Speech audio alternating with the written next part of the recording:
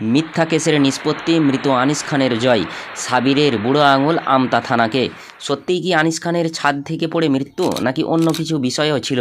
তার তদন্ত করতে সকলেই ঝাঁপিয়ে পড়েছিলেন, কিন্তু আইন, আদালত, পথ অবরোধ, বিক্ষোভ, প্রতিবাদ সভায় গিয়েও কাজ হয়নি। কিভাবে মৃত্যু আলিয়ার ছাত্রনেতার, তার রহস্য উন্মোচনই হয়নি। স্টুডেন্ট ফ্রন্টের প্রতিষ্ঠাতা সম্পাদক ছিলেন আনিস খান।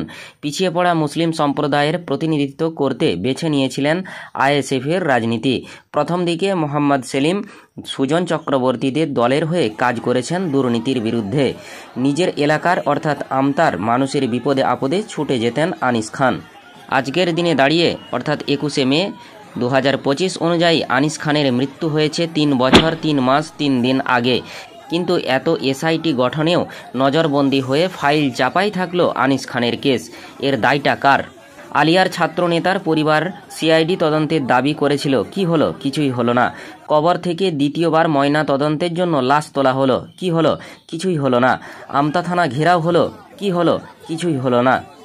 অর্থাৎ নির্বিচারে হত্যা পুলিশের দ্বারা, নাকি ছাদ থেকে পড়ে মৃত্যু, তার রহস্য উদ্ঘাটন তো হলোই না।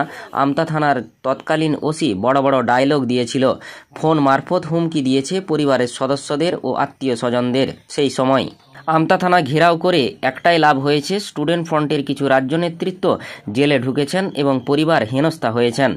সালটা ছিল 2022। বাংলার মানুষ, তার চোখ টেলিভিশন মিডিয়ায় নজর রাখছিল মুহূর্তে মুহূর্তে আনিস কেসের কি হচ্ছে জানতে। কিন্তু শুধুই নাটক চলল টিআরপি এর খেলা। বিচার হলো না। মিথ্যা কেস বুঝে নেব, নিজের হক লড়ে নেব। আনিস গত হবার পর কয়েক মাস পার।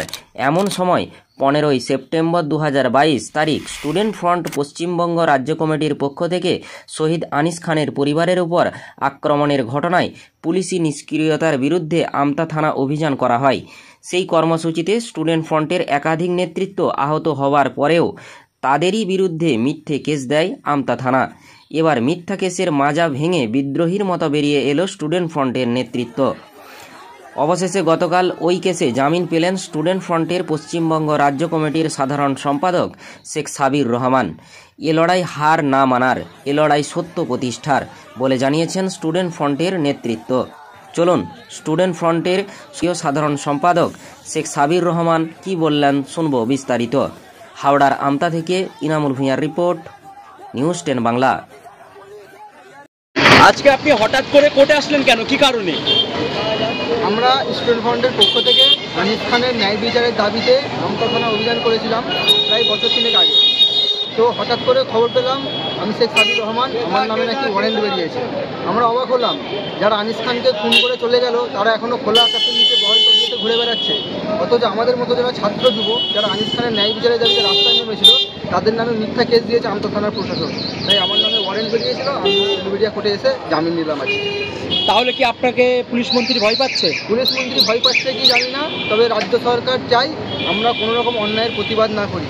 রাজ্য সরকার চাই রাজ্যে একের পর এক ছাত্র যুব হত্যা হোক, ছাত্র সমাজ, শিক্ষিত সমাজ তারা চুপচাপ থাকুক, তারা কোনো প্রকার আন্দোলন না করুক, অত্যাচারের বিরুদ্ধে কথা না বলুক, এটা বর্তমান পশ্চিমবঙ্গের পুলিশ মন্ত্রী চাই। কিন্তু মমতা ব্যানার্জিকে জানিয়ে দিই আমরা স্টুডেন্ট ফ্রন্ট সর্বপ্রকার অন্যায়ের বিরুদ্ধে উঠে দাঁড়াবো। আপনার নামে মিথ্যে মামলা হয়েছে, আপনি কি কোথাও ভয় পাচ্ছেন? না, ভয় পেলে তো এখানে দাঁড়িয়ে আর বাইট দিতাম না, আমি হয়তো লুকিয়ে বেড়াতাম। ভয় পাবার কোনো জায়গা নেই। আমরা ইন্ডিয়ান সেকুলার ফ্রন্ট, আমরা স্টুডেন্ট ফ্রন্ট আপোষহীন লড়াইয়ে নেমেছি। আমরা আজীবন আপোষহীন লড়াই চালিয়ে যাব এই স্বৈরাচার সরকারের বিরুদ্ধে। আপনার নাম এবং আপনি কি পদে আছেন? আমার নাম শেখ সাবির রহমান, সাধারণ সম্পাদক স্টুডেন্ট ফ্রন্ট পশ্চিমবঙ্গ রাজ্য কমিটি।